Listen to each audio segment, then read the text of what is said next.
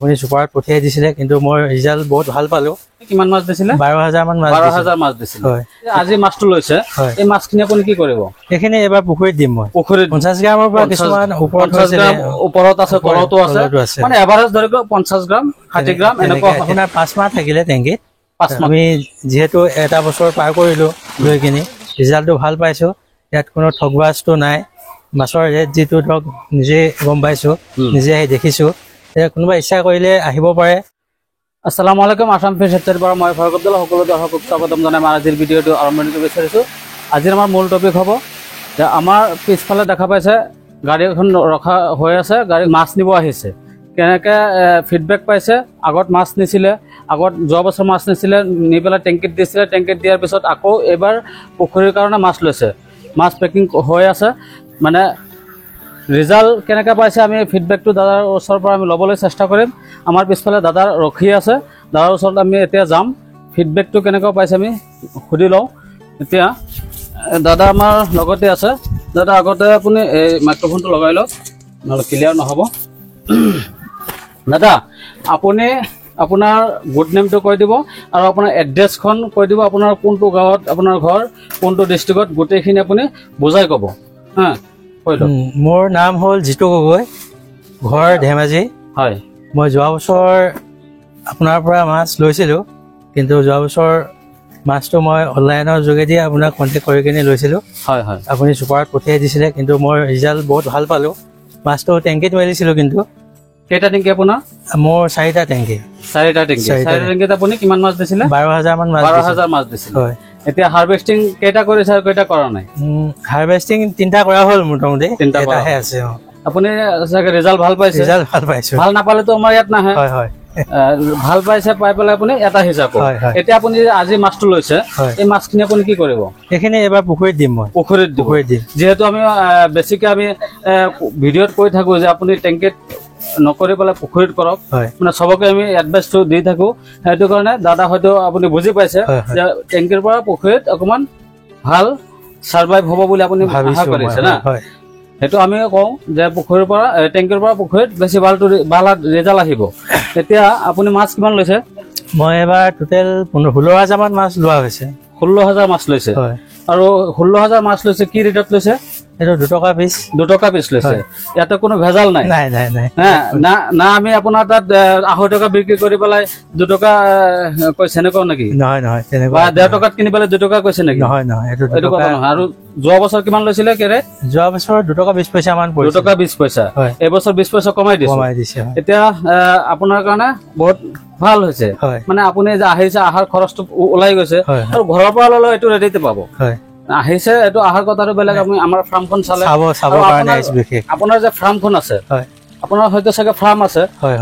কেনেকুৱা ধৰণৰ ফাৰ্ম? আপোনাৰ কিমান ডাঙৰ কালচাৰ আছে মাছৰ?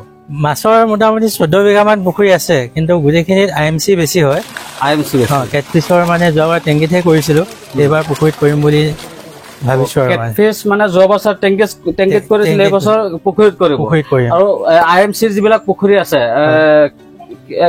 এটা পুখুৰী কিমান কিমান ডাঙৰ আছে ক'ব পাৰিব? আপোনাৰ 4 বিঘা আছে, 3 বিঘা, 2 বিঘা, তেনেকুৱা হিচাপত আছে। আৰু এতিয়া আপুনি যে আজি মাছটো ল'লে, লৈ পেলাই পুখুৰীত দিব, দিয়াৰ পিছত আপোনাৰ আশা কি আছে যে আপুনি এইটো ৰিজাল্টটো যদি ভাল আহে, টেংকিত হয়তো ভাল আহিছে, পুখুৰীত নাহিব পাৰে, আপোনাৰ মনত হয়তো ডাউট থাকিব পাৰে। যেতিয়া আপোনাৰ ৰিজাল্টটো ভাল আহিব, আপুনি কি কৰিব?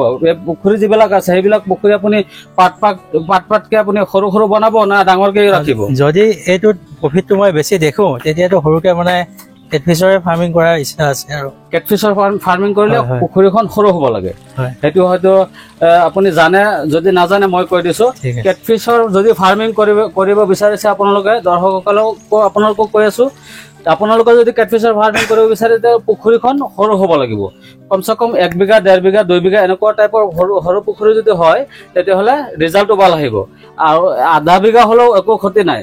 মানে যিমান সৰু হয়, একেবাৰে সৰু হ'লেও ভেজাল, একেবাৰে ডাঙৰ হ'লেও ভেজাল। ডাঙৰ হ'লে ভেজাল মানে কি, মাছটো মানে হাৰ্ভেষ্টিং কৰা অসুবিধা হয়, দানাটো দিয়া অসুবিধা হয়। মানে বহুত ডাঙৰ পুখুৰী যদি হয়, 4-5 বিঘা পুখুৰী হয়, মাজত গৈ পেলাই দানা দিব নোৱাৰে।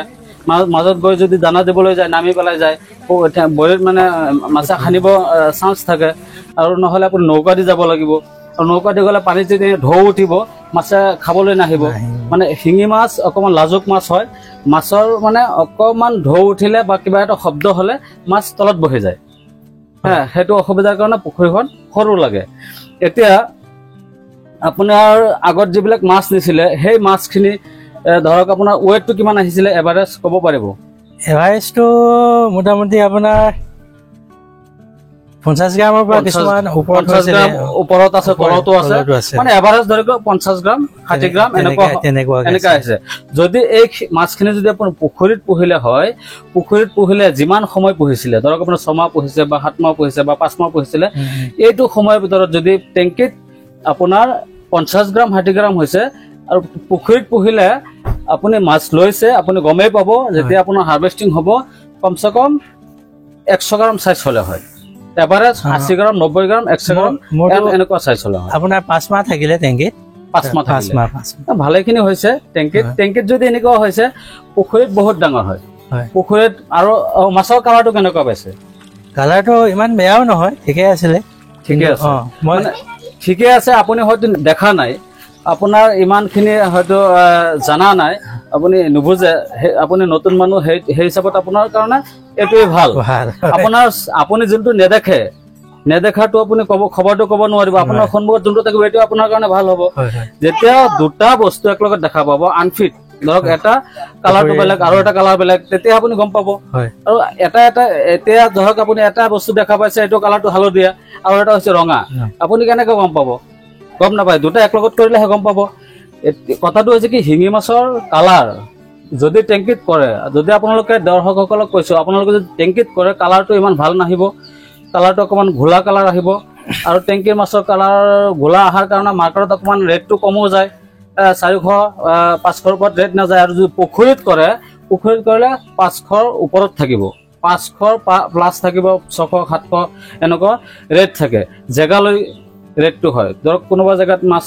এভেইলেবল বেছিকে মাছ প্ৰডাকশ্যন হয় এভেইলেবল হৈ আছে আগৰ পৰাই তাত মানে প্ৰডাকশ্যন বেছি হোৱাৰ কাৰণে ৰেটটো কম থাকে ধৰক আমাৰ ইয়াত ৰেটটো অকমান কম আছে কোনো জেগাত আপোনাৰ 1000 টকা ৰেট আছে আমাৰ ইয়াত 500 টকা ৰেট আছে এতিয়া বহুতখিনি কথা পাতিলো যদি আপোনাৰ ভাল লাগিছে মাছ কেটফিছ মাছ পুহি পেলাই বা শিঙি মাছ পুহি পেলাই আৰু মাছ ল'ব আহিছে আৰু আমাৰ পৰা মাছ লোৱাৰ পিছত আপোনাৰ কেনেকুৱা লাগিছে আপুনি হয়তো ভালকে জনাইছে এতিয়া দৰ্শকসকলক কি জনাব আমাকতো জনালে দৰ্শকসকলক মই এইটোৱে কম যদি আমাৰ উজনি অসমৰ সাইডৰ কোনোবা কৃষকে এই ফাৰ্মিংটো কৰিম বুলি ভাবে তেতিয়া দাদাৰ লগত যোগাযোগ কৰক ধৰক আমি যিহেতু এটা বছৰ পাৰ কৰিলো লৈ কিনি ৰিজাল্টটো ভাল পাইছো ইয়াত কোনো ঠগবাজটো নাই মাছৰ ৰেট যিটো ধৰক নিজে গম পাইছো নিজে আহি দেখিছো কোনোবা ইচ্ছা কৰিলে আহিব পাৰে ফোন নাম্বাৰ আছে ভিডিঅ' দিয়া